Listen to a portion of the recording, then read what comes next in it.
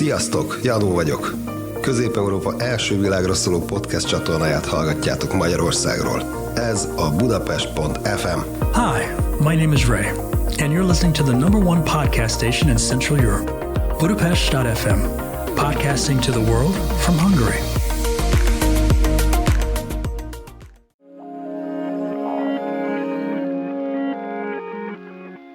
Our objective is to ensure that the people affected by the invasion of Ukraine have a platform from which they can express their stories, while documenting this historical period for future generations.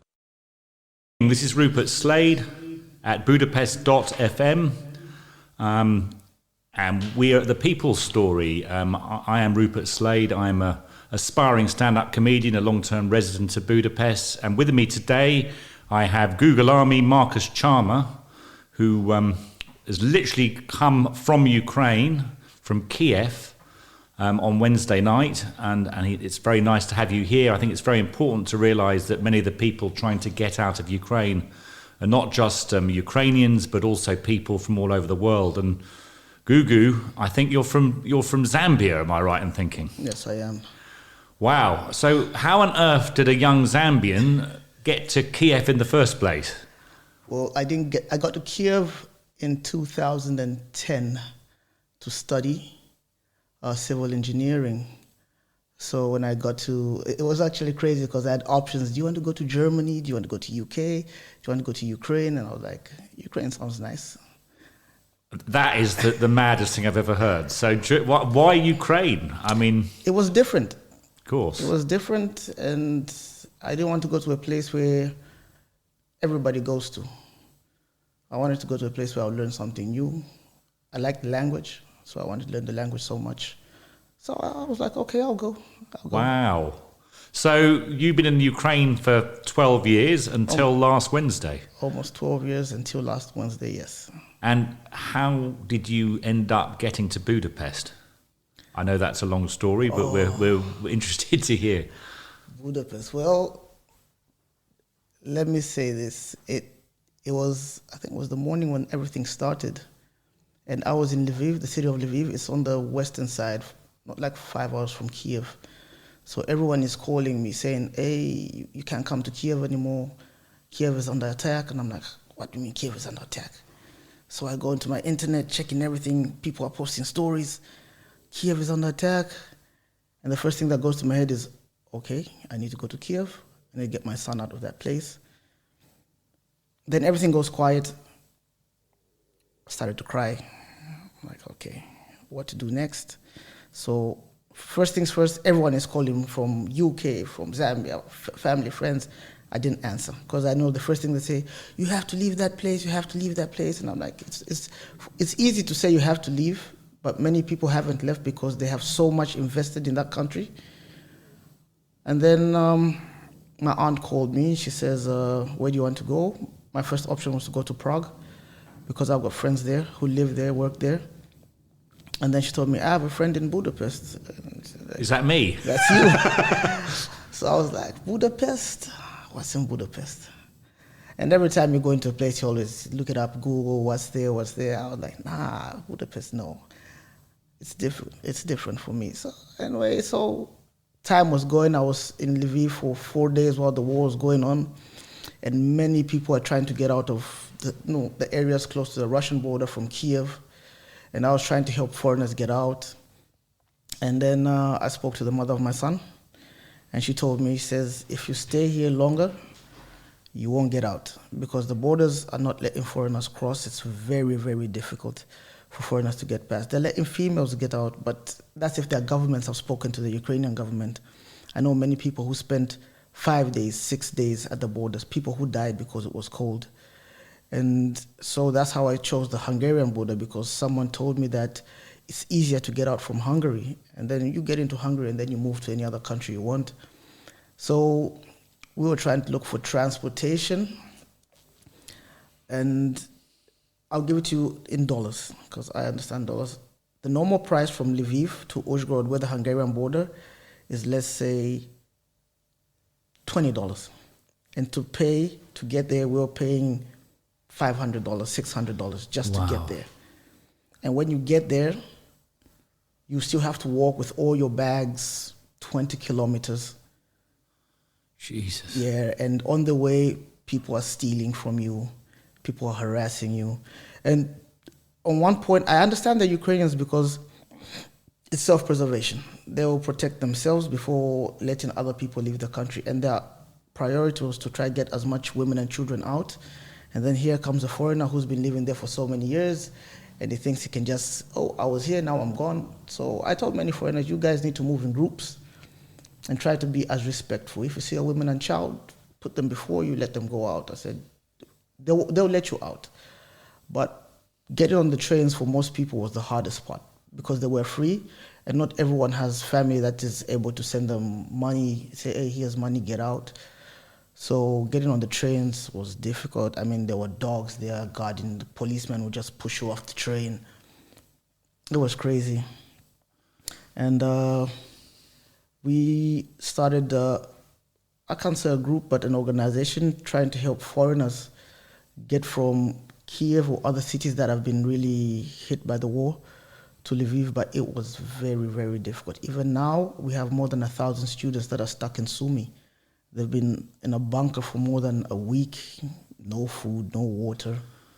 Just the day before yesterday, one Indian, Shaniv, he was a I think he had a master's in medicine, and he just went downstairs to buy food, and he got shot. Oh my goodness! And it was crazy because the way is the Russians. I would like to say they are losing the war, but then they are fighting not by the rules because they are shooting everything and anything. Literally schools, kindergartens, hospitals, ambulances, everything.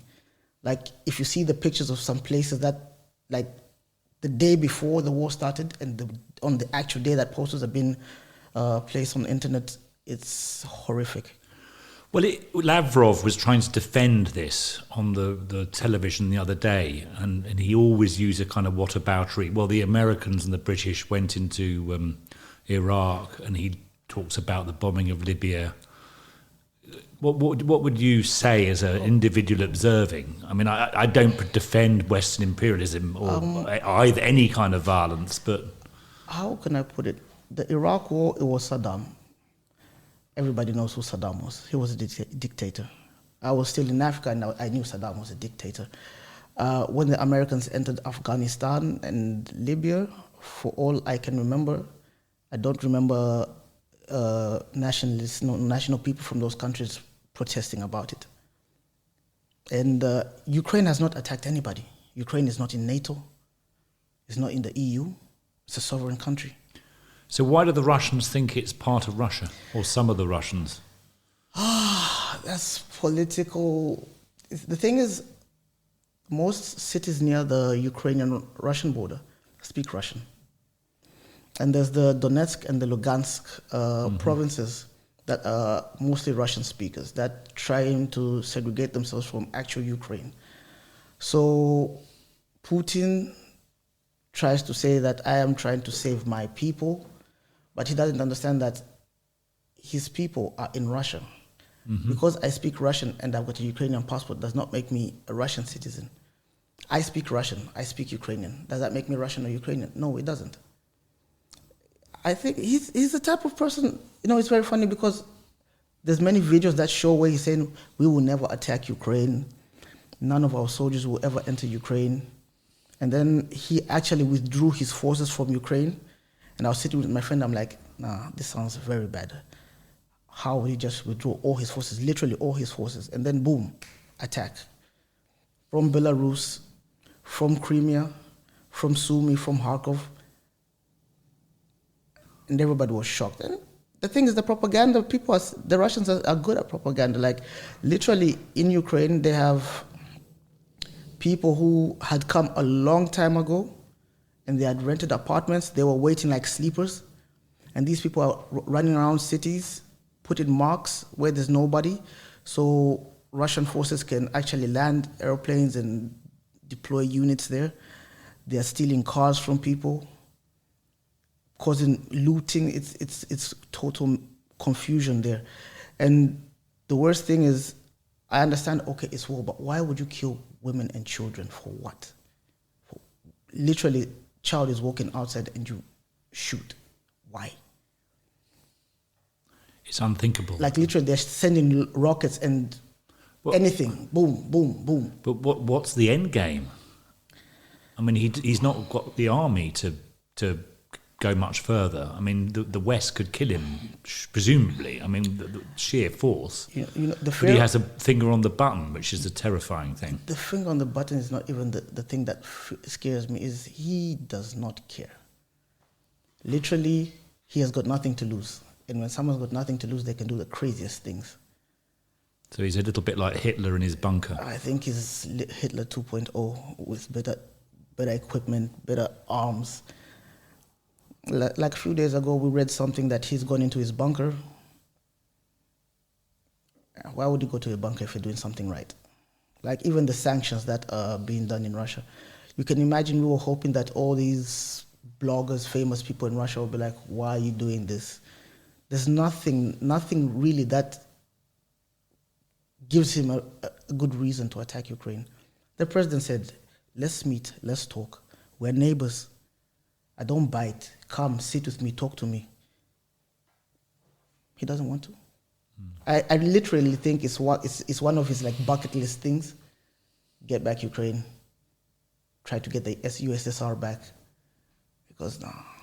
He needs a legacy. He's got £100 billion in the bank. So he just needs a legacy, perhaps. 100 million, he won't do anything with that money. Literally, I have a feeling that Russia will be the next Korea. Locked from the world. You don't get in, you don't get out. Finished. It's bad. But surely the people will go on the streets eventually. I mean, however dangerous it is, if the living standards collapse and they get all their media taken away, their mobile phones taken away, surely at some point the Russian people will rebel. Yeah, but they're going to rebel not because of the war in Ukraine, it's because of their livelihood has been taken away.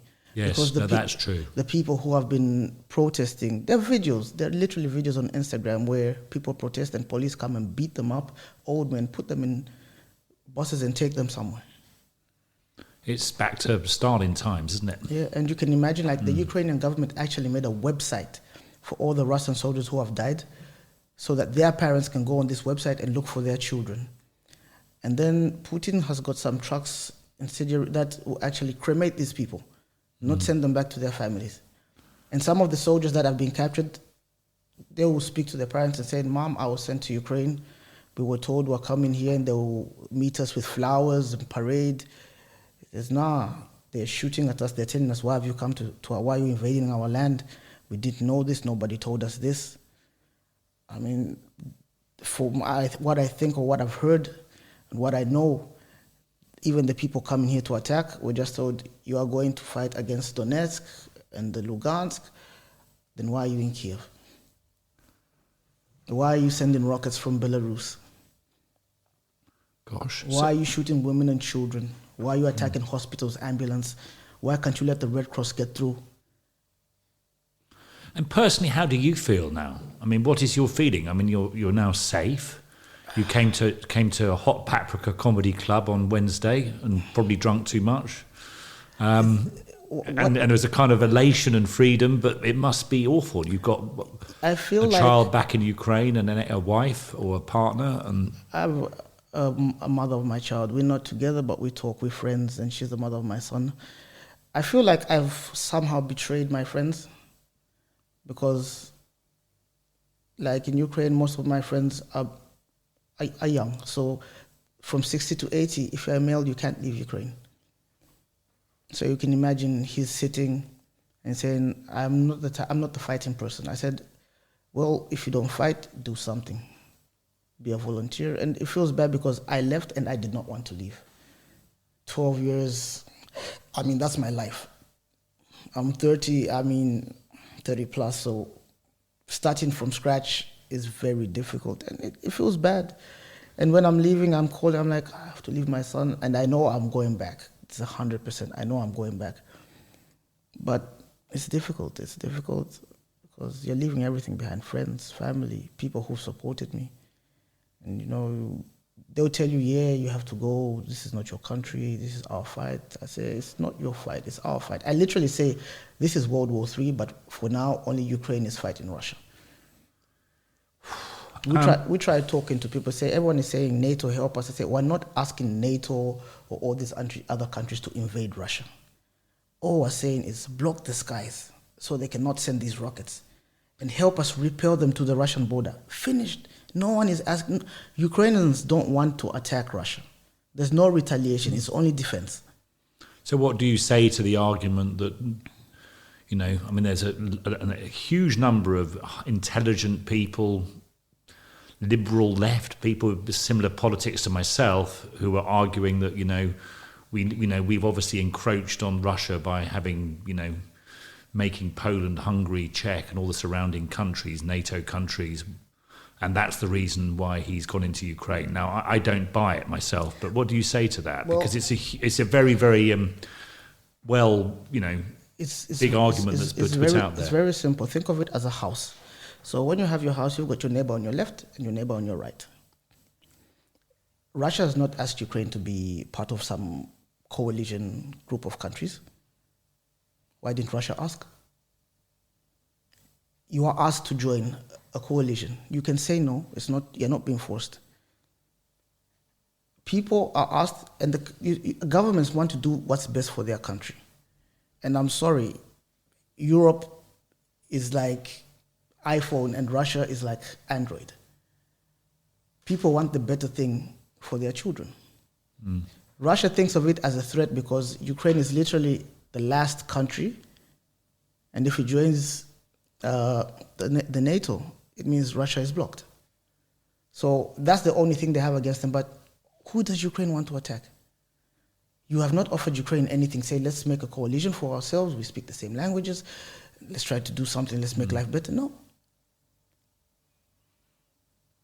So, by the way, guys, anybody who's listening who'd like to call in, we have a line which is Budapest.fm/UA. So please, call in or send messages on Facebook, and we'll try and answer them.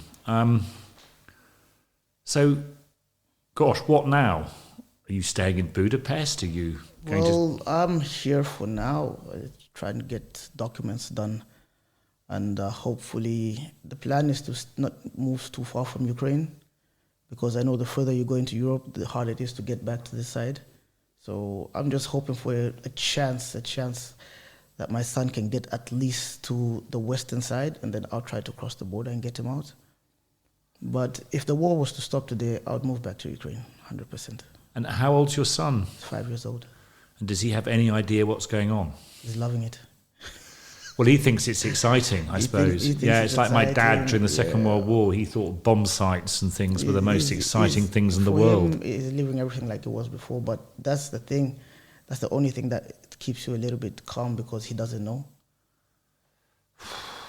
But then you can imagine children that walk by the train station looking for their parents. Parents are lost. Maybe the parents walk to the grocery to buy some stuff on the move, and by the grocery they got shot. And then the child is alone. You can imagine how many children lose their parents. It's crazy. Just yesterday in Zhytomyr, it's not far from Kharkov, one of the cities that is being attacked. They blew up I don't know if it's a gas station, and they're not even letting firemen put out this fire. They're still shooting. I said, literally, it looks like an extermination, because, man, the videos, the pictures, it's not a good look.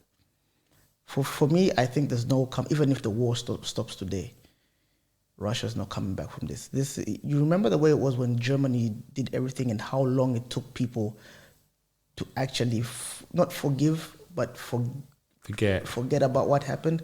This is worse. So the World Cup in 2006, and then suddenly they became a nation that everyone liked. Yeah. And they deserve it, because they've done an amazing revolution. And the thing is, that time, there were not many foreign nationalities living in different countries. But now, in every country, you've got millions of people from different countries, and the thing they don't understand is foreigners are also dying. And the countries that these foreigners come from are going to hold grudges too. I mean, why would an Indian person get shot? Literally, you can see that person is not Ukrainian. You shoot him. I'm not trying to say don't shoot foreigners, but why would you shoot someone who's not dressed up as military, literally coming out of a magazine and shooting for what? So there have been conversations in the Western media, and of course, that's only one version, real, about racism and stuff on the border. I mean, you're a black guy living in a very monocultural country. You were. I mean, and what are your answers to that? I mean, you explained it a little bit, and the fact that women and children should come first, and Ukrainians should come first, and you don't blame them, but... Look, racism is always going to be there where there's white people and, let's say, different people of different skin color. Racism will always be there.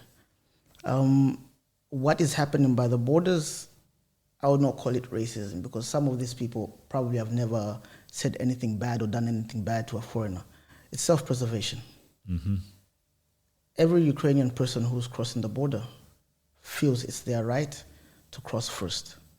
Women and children, they feel it's their right because it's their country. That's the way I see it. I'm not picking side between foreigners and Ukraine, because I have friends who are foreigners, but I have to also understand that this is Ukraine, it's their country. You came here, nobody called you. So first things first, they protect their own before they protect you.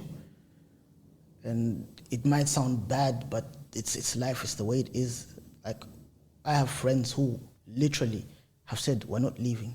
I've got a friend from Cameroon who's actually joined the Ukrainian army. Wow. He says, I've got nowhere to go. He says, I can go to another country, but it's starting from scratch. I would rather fight and see how it goes. And if everything works out, I'm a hero. It's terrifying. I have a Ukrainian, a Belarusian staying with me, who's a Belarusian dissident. And he said one of the problems is it's all very well people staying to fight, but there are no weapons.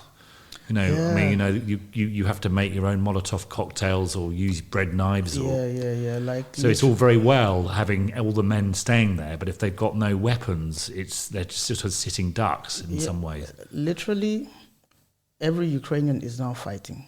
Literally. Like, all the people who are working like barmen, they are making Molotov cocktails for people. Women are joining the army. Yeah. Literally, people will stand in front of the tanks that are coming and tell them to go back. It's that bad. And the American government proposed to the Ukrainian president to get evacuated. He said, I don't need a ride, I need ammunition. I'm going to stay and fight. He's become a hero, hasn't he? I think he's the From best. A slight joke figure to an absolute hero. I think he is the definition of a leader. Because most of these leaders will sit in their offices and say, do this, do that. But this guy's there in the front. He's doing everything for his country. Everyone was laughing at him. You're a comedian. You don't know politics. I said, politics is lies. That's the thing people need to understand. Politics is a dirty game. So, and you're a guy married to a Ukrainian woman with a child, and one of the other myths that needs to be broken, which filters through into the West, is that Ukraine needs denazification. I mean, it's ridiculous. Why? But this is the argument that Putin tries to throw, and it can be picked up by people in the West. The thing is, it's very easy to read something and believe it. You need to see it. I have many friends who literally moving their whole business to Ukraine, moving their families. They say it's cheap to live. The people are very nice. People moving from Brazil, from America to Ukraine. Say, it's nice here. Ukraine is actually a nice country. Like, I've been to UK. I stayed there 8 months and I didn't know my neighbor. Oh, we're a bit like that. You know me, though. Yeah. We've got to know each other quite well, haven't we? My first day in Ukraine, I do not understand what he's telling me. He came, he brought food, he brought vodka, let's drink. We don't understand each other. He's just showing me this, he's showing me that. They're very kind people. The people who, let's say the so-called racists, it's just They don't know. And when people don't know, they're scared. Yeah. And they're a small minority, but they're quite loud. Yeah, and like Mr. Putin can get one picture of a Ukrainian skinhead beating up a Russian, and then suddenly that's all over Russia Today. And it's they need to understand this propaganda. There's Ukrainians in Russia that like Russia. And they can pay somebody to say something against Ukraine. Mm-hmm. There's literally Ukrainian people who are being paid money because they don't have money to go against their own country. And money buys a lot. Money buys a lot, so it's very bad. Like my boss was Ukrainian. The person who gave me my opportunity as DJ was Ukrainian. He helped me. I was one of the most respected DJs in the country. I had no problems with racism for a long time. But it's there. Literally, it's there. Like I've seen videos where Africans have gotten beaten up by people, but sometimes don't put yourself in that situation. Because if you're walking alone at night and there's drunk people... That's the same everywhere, to be honest. It's the same everywhere. But yeah, racism is there, but it's not the way it was when I got there. Like Ukraine is literally developing. And believe me, when I got there before, you get attacked by Ukrainians, the police don't care. Now you get attacked by Ukrainians, the police will help you find that person to process him. So it's really come a long way, like really. And the thing is, after all this ends, if it ends, it's starting from scratch again. Building schools, building hospitals. Literally maybe 2-3 years just to get everything back again. And I really think that's what Putin is after. Just demoralize everything. So when everything starts, you're literally starting from scratch. No schools, no hospitals, no water, no electricity, no television. Finish. So on a more positive note, which is pretty difficult at the moment, we have to find small mercy. You're a DJ. I'm a DJ, I'm an entertainment blogger, I do advertisement. I'll say I work in the entertainment industry. Yeah. So shout out anybody who needs a DJ. We've got a world-class Ukrainian DJ originally from Zambia who is in Budapest at the moment. So he's ready for work. So please, anyone out there listening, please get in contact. Now it's quite strange because I have a connection with you because one of my best mates married your auntie. Yes, he did. And my trail with you is slightly curious because I got a message saying my nephew, Susie's favourite nephew, is trying to get out of Ukraine. Will you help him if he comes to Budapest? I said, of course. Yeah. So we had this sort of stream of WhatsApp messages. Yeah. Where I had to write a vouching thing for you, saying I will look after you in Hungary or something. Yeah, because the thing is, when I decided to leave, it was literally, okay, I'm going. Put my bag. Left a lot of stuff and just said, I'm getting on this. I'm going to pay how much it costs. I'll go. Left my passport. Left my national registration card. Got to the You border. left your passport? Yes, of course, yes. Nah, because I have my identification Ukrainian. Oh, okay. So the passport is not really the important thing there. Your passport does not. You have to have this residence card that you're moving with. So when I get to the border, literally the Ukrainian are not letting you out. So we asked them, why aren't you letting us out? They say, you need a passport. I said, which passport? Ukrainian passport? Your passport? I said, I don't need my passport to get out. I can just walk across. He says, no. So I say, okay, start finding messages. You sent me one. Auntie Sue sent me one. Auntie Laura sent me one. I got one from Paris. I got one from Berlin. Like everyone who I have who's working in embassies is sending me. I'm like, oh, God. So I go back to them like, I have all these letters from that side. It's like, no, you're not getting out. So I call a friend. He stays in the area where the Hungarian border is. I'm saying, do you know anyone who works in immigration here? He says, yeah, I know a guy. He actually knows you. And I go, really? Yeah. So I meet this guy. He says, what do you need? I said, I just need to get across Ukraine. It's like, okay, all you need to do is pay for gas because it's going to take a trip. Just pay for gas in my car, I'll take you. And I had 4 Nigerians with me who don't speak Ukrainian, who don't speak Russian. Oh, goodness. So I said, guys, jump in the car. We went to the next border. Everything was very easy. As soon as they saw us, really, those Ukrainian police were so good. Hey, are you okay? They took us. They gave us some blankets to cover ourselves. Oh, We got crossed. They said if you don't have passports with you, we will give you some certain document so you can stay in Ukraine, but you have to get new passports so we can process you better. We crossed, we go to Hungary. The Hungarian side was so good to us.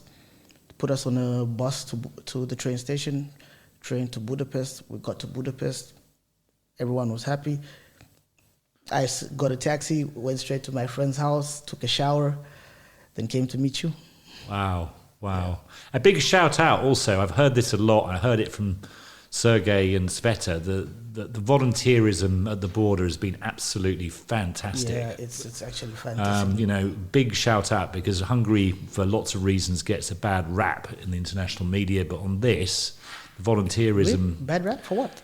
I don't want to go and get into that at the moment, but we have a slightly dictatorial government in the minds of many people, particularly in the West, and I that's another conversation. Okay. But actually, the volunteerism and the help at the border and everything has been exemplary. So I feel bad for the people that are going to Poland, because that's where it's bad. Literally, people are outside for days, hungry, cold. And I saw something on TV, one political Poland guy literally admitting that he's racist. He does not want all these people to come to his country. I said, there are people who say Ukrainians are not refugees because they are white, they have blue eyes. I said, what's the definition of a refugee?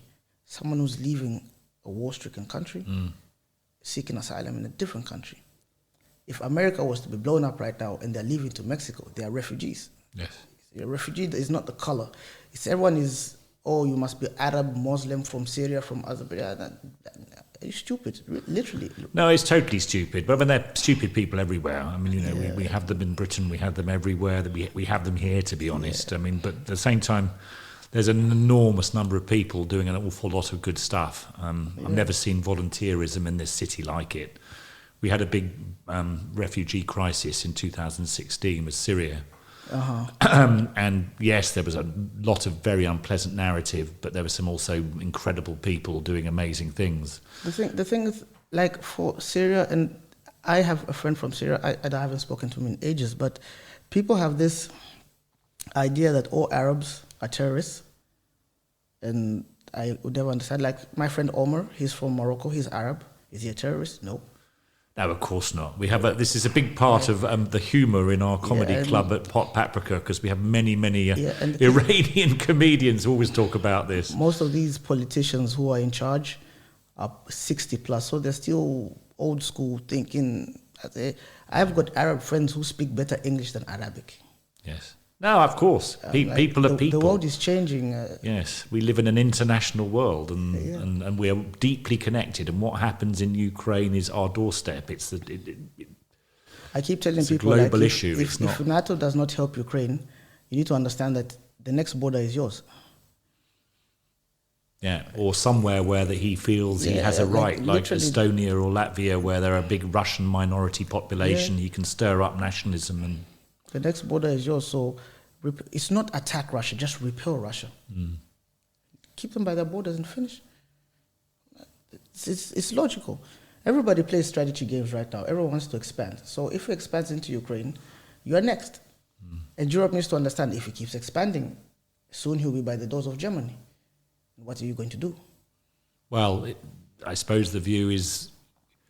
Again, I'm not a politician, I'm not a strategist in war, but I suppose the argument is the moment we attack him outside of NATO grounds, and Ukraine, for whatever reason, isn't in NATO, then we provoke a world war. I mean...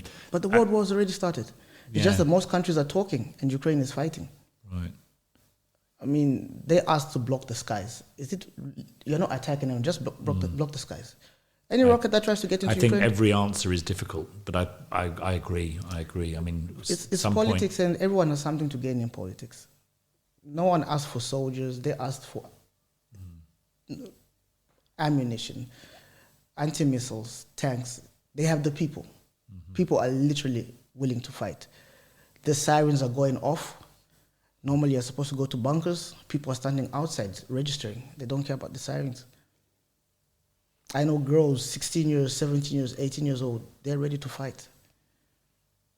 Literally, why I feel Ukraine will win this war is that they're not fighting for money like the Russian soldiers. They're fighting for their home. Literally, everyone is fighting for their home. There's an old man, I think 80 plus, he gave all his money to the Ukrainian army, 100,000 hryvnia and $10,000. All he saved, he just gave it to them. So, on a personal note, I mean, this must be so difficult with a little boy back there. Do you speak to him every day? I spoke to him yesterday. And does he understand why Daddy's not here? Or oh my goodness, he doesn't know anything. And his mother is scared. She says, you don't know how it feels when you're here and you don't know if you can protect your child. I said, literally, you're not in a position to say anything. You can't do anything. You just have to hope. That's all you can do. The only thing you have is hope. Stay safe and hope that everything stops. Because even when I tried to find a way to get there, I said, if I get there and if I lose my life, I cannot support him. The best thing I can do is get out. Try and make some money and get some money there. And if the war stops, if Russia wins, you're still alive, you can get out. If Ukraine wins, you're still alive, you can get out. It's really bad because people can't get out that need to get out. People with disabilities are stuck in cities, they can't get out, they're just sitting at home. So soon there'll be no water, no food. No internet. No internet. And the Russians are looting everything. You can't get aid from outside the fighting areas. You can't get aid into the places. So soon people will start dying from hunger. And when people are hungry, they turn on themselves. So it's bad, it's bad, it's bad. Now, we're all watching in terror. My family, my friends are all watching on the news. What can we do? I mean, obviously we're not politicians as volunteers. Literally, nothing. No one person can do anything. It's governments. No, true, but there's a volunteerism. I mean, that's the only thing you can do. If you can push for a vote, send troops or send to Ukraine, the people have to vote because they need to understand that if they join this, there will be casualties. And most governments don't want to join because they understand that first things first, we protect our people, then we protect. But the pressure's getting higher and higher, though, isn't it? I mean, it is.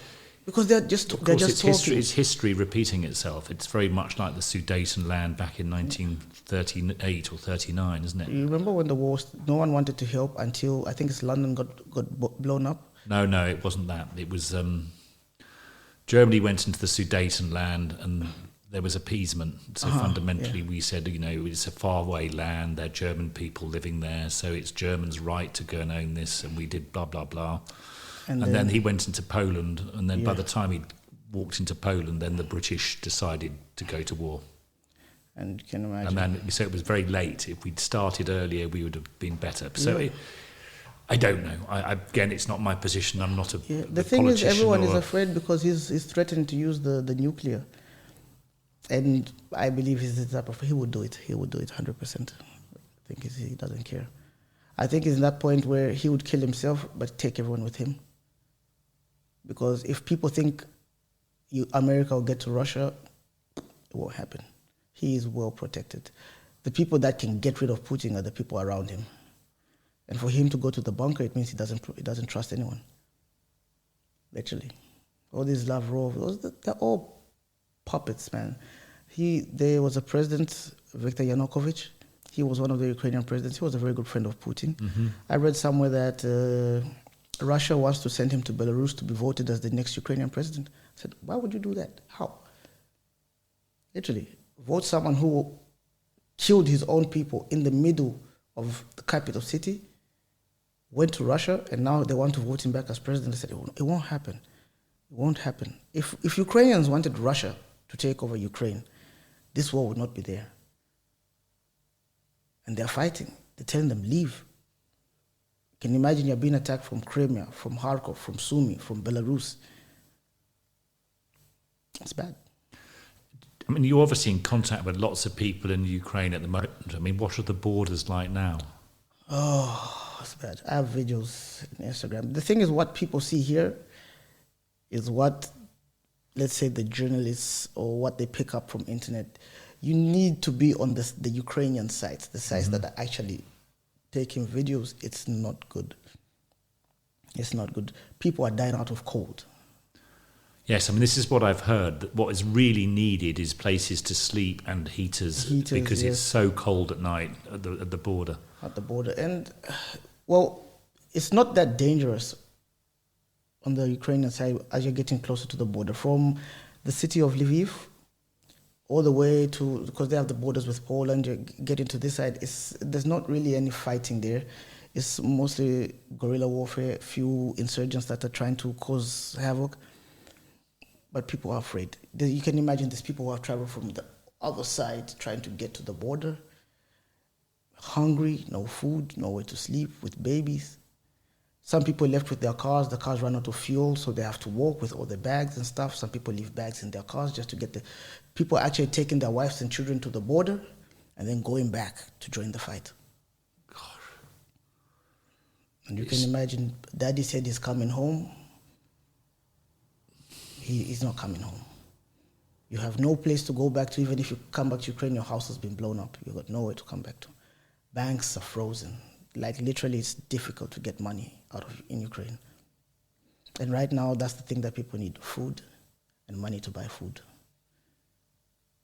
People are literally helping anything. Like, before I left, I had some people from Nigeria and one Ukrainian girl. I gave them a place in my room to stay. My apartment is actually paid for, and there's people living in my apartment right now. And you have to help how you can, but the help that we need is governments actually acting and not speaking.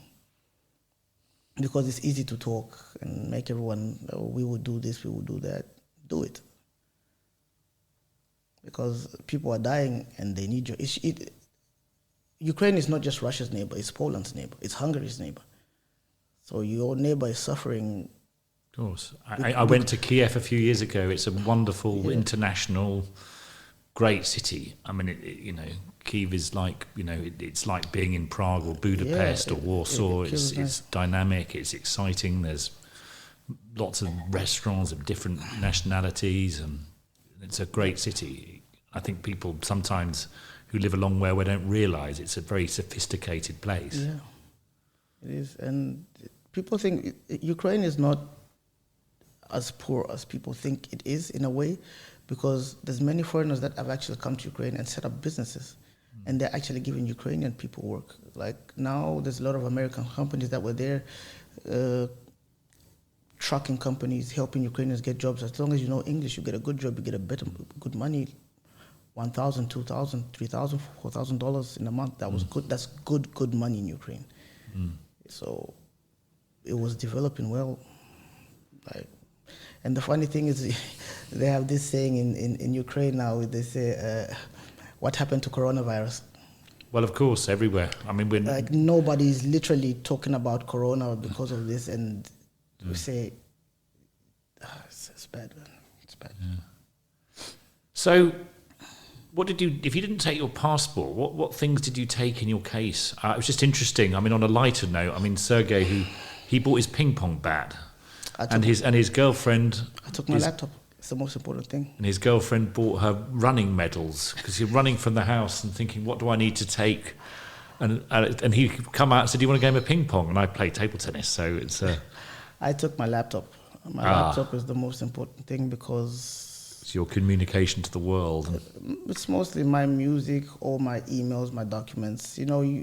When you save your password on something, after years and years and years, you might forget your password or something like that.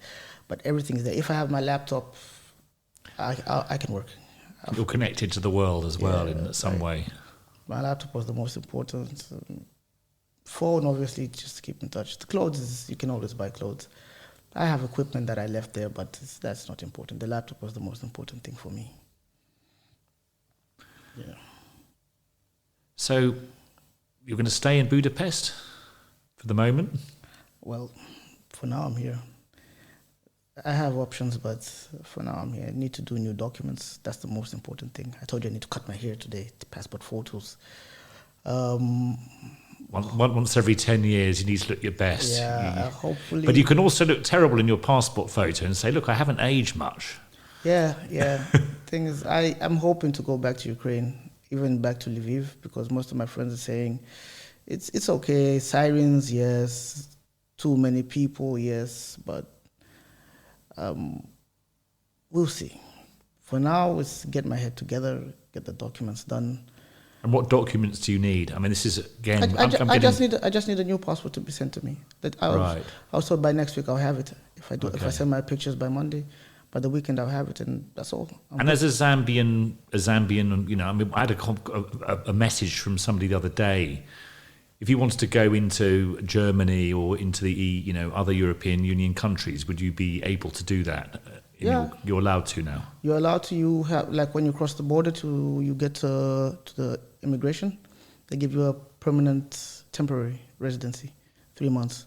Right. So with that, you can travel to all these countries nearby. But I think literally, if you're going to go to Germany, you don't just go to Germany. You need an invitation from someone who's going to look. So a little bit like what I sent you. Because I will not lie. For some people, this is an opportunity to move from Ukraine into Europe. Yes. And people are crazy. The world is like. Well, Sergey, who we interviewed yesterday, everybody who's listening, we had another interview yesterday with Sergey, who's from Belarus. He was a Belarusian dissident who spent 5 years in a Belarusian prison. Oh my God. And in some ways, he's having a wonder. He says it's the biggest opportunity of his life. Yeah, because he can go to places he'd never have dreamed of. I mean, it's still traumatic and terrifying. It's an opportunity for people, but most of the friends I know, most of the people I know, they did not want to leave Ukraine. People have invested, people have bought houses. Oh, great. No one wants to leave their home. I couldn't think of anything worse. You can imagine you work 10 years, you buy a house, and then you have to leave. And the house no longer exists compensation, nothing. It's bad. So most people say we leave, get together, and then if everything is good, we go back. Gosh. That's bad. I just hope that for the Ukrainians, everything gets better as soon as possible. And would you like to say something in Ukrainian to your friends in Ukraine and anybody who's Ukrainian? I can. Я хочу сказати всі друзі, що я дуже відчуваю, скучаю по вас. Все буде добре, слава Україна. Miss you guys. And what does that mean? Told them I miss you guys, everything will be okay. I feel your pain. Long live Ukraine. And me and Ray are sitting there in embarrassment, speaking virtually no Hungarian after years of being here, and you speak perfect Ukrainian. No, for you, my Ukrainian is not as good as my Russian, because when I moved to Ukraine, I was in a city where it's mostly Russian and Ukrainian. But over the years, I've learned Ukrainian. But you говорит по-русски. По-русски, конечно. I can understand Polish too. Mówię po polsku kichit. Oh, poko. Polish is similar to Ukrainian. Very similar. Very similar, yeah. Like mostly Polish tourists would come and Hungarian's very different, please believe me. Yeah. But you're going to try and learn Hungarian. But on the Ukrainian side, like where I cross there are from, many Hungarians. They speak a lot of Hungarian. They speak Ukrainian and Hungarian Russian. So. Of course, there are an awful lot of Hungarians in Ukraine, or Hungarian minorities, aren't there? I think. Yeah, they are. So that's that. See, I hope everything will get better soon. Well, are you going to come to my comedy gig next week? You just told me that the owner is a club owner. Oh, that's another one. We'll get you in contact with him, and maybe we can get him to give you a benefit night for Ukraine. I like stand-up because I'm a big Dave Chappelle fan. I'm a huge Dave Chappelle fan, so I like stand-up comedy. Okay, well, we're doing this big fundraiser at Manny on Friday the 11th of March with Migration Aid, so we'd love to see you there. I'll come. Anything. And that's another venue where you could potentially do some... Manny is also doing a big effort. It's a collection point where people can bring stuff for Ukraine. So anything to help. Yeah. So any chance of going to England to see my friend Pat?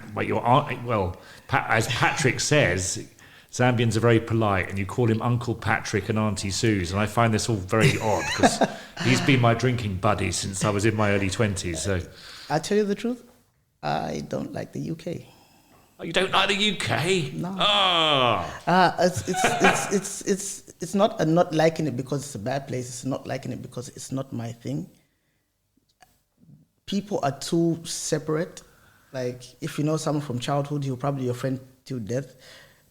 Like I said, you don't know your neighbor. It's not. Well, I have a little theory on this. The world is divided between heart places and head places. Yeah, it's more of a and head. Britain is moved from Britain and sort of Scandinavia and Holland are very much the head, Yeah, whilst Poland, Ukraine, Ireland are very heart orientated. I'll travel to visit them because I haven't seen a lot of my relatives in like 10 years. We haven't seen each other. I haven't seen my mom since I left, really. So, Is your mum in the UK? nah, I never know where my mom is. She's probably in Zambia right now. Mom, I know she retired, but I know my relatives would want me to go stay in UK because it's an opportunity to work. I said I will never work even if I'm making millions of dollars and I don't love the work I'm doing. I have a job that I like. I have a profession that I like. This is what I do. If I'm doing anything else, it's extra money. That's the way it is for me. And UK has got too many rules that. Rules? Yeah. Like? It's just too ruly. You can't do this. You can't do this. The pub closes at 2. No. Ukraine was perfect. It was perfect. There were rules, but you could go around the rules without hurting anybody.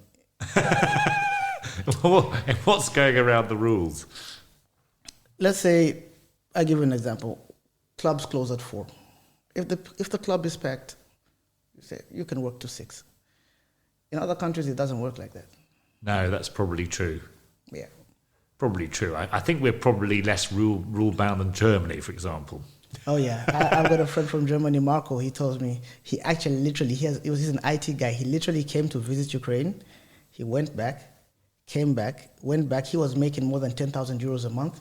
He says, "I'm leaving. I'm going to stay in Ukraine." I'm like, "You're leaving 10,000 euros to come make $2,000?" He says, "It's worth it." Really? He said it's worth it. Well, Berlin's quite cool, isn't it? That's quite unruly. He actually says the politics there are very bad. He says German people are suffering. I say every country's people are suffering. So I don't like to compare the suffering of where I am to your suffering. It's your standard of living, so your suffering is according to your standard of living. Different sufferings, aren't there? And he says, Ukraine is perfect, man. I come out, I can walk in the night. People are very kind. Literally, it's cheap. Everything is near. No one is harassing you. The police are very kind. So yeah, Ukraine is a nice place to stay. And it's a big tourist attraction. Well, me and my wife were planning to go to Lviv, so Lviv's supposed to be fantastic. Yeah, and people say it's a wee bit like Budapest was 25 years ago, in the sense that it's got that kind of beautiful architecture, it's got great architecture. And it's still a little bit anarchic. In Lviv, you can get by with English. Literally get by with speaking English. Most people speak English. Mostly, even the Ukrainians speak English. Most cafes you go to, you have an English menu, a Ukrainian menu. It's nice, very nice. Many Turkish people living in Lviv. A lot of Turkish people living in Lviv. I've got a lot of Turkish friends, and they said, we don't want to go back to Turkey. We're happy here. They open businesses, and they're good. So what sort of businesses were doing well in Ukraine? Any business. As long as I have people. Like many Turkish people will open a Turkish restaurant, and people travel to Turkey in the summer. So they'll taste their food. When they come back, they'll be looking for Turkish restaurants to taste the food in their own country. Most people open karaoke's. Ukrainians love to sing. They love to sing, yeah. They love to sing. Karaoke is good. But anything that has to do with entertainment, cafes, restaurants. They have a lot of fast food places that are also good. Well, Ray's been here for years, and we discovered there's a Ukrainian restaurant 150 metres away from here. Really? Yeah. We can pop in and have a cup of coffee in a minute. And they speak Ukrainian there? They do.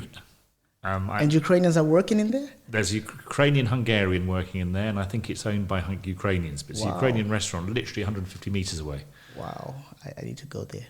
Yeah, that would be nice. I think there's about 9. I checked. Of course, I'd never really noticed, but with Ukraine so much in the news, we discovered there's 9 Ukrainian restaurants, but there's literally one 100 metres up the road. So we're trying to have a connection with them to introduce us to people to come and do this. Because, we're trying to do one of these 3 times a week to get a story out there. The thing is, most of the people who are actually leaving, seeking asylum because of they've lost their homes, are going to Poland. Because mindsets, Polish, Ukrainian, language. It's easier to adapt, so they'll go to Poland. The ones that are coming to Hungary, Slovakia, Czech, they live near these areas, so they probably speak the language, they speak Czech. I know many Ukrainians in Prague, some in Hungary, they speak the language, so they'll come here. It's not the Ukrainians that are coming from where everything is bad, because those are going to the nearest border, which is Poland. Right. The ones that come in here, they live around here. They just say, okay, it's an opportunity for us to leave, so we'll leave. Yes. Stuff like that, yeah. And Poland has got a lot of many, many refugees, isn't it? I think of all the border countries, it's got the most. Yeah. It's the most common border, so everyone goes there first. Most of my friends who left went to Poland. It's just me and Omar who came here. He was going to Poland and said, nah, Omar, we're going to Budapest. Let's go. I'd say everything is taken care of. Let's go to Budapest. But most of my friends are in Poland, and I said, it's the same. It's literally just different country, different currency, language has changed. Yeah, people are not happy. The good thing about this place is in Budapest, there's not so many people who have come here.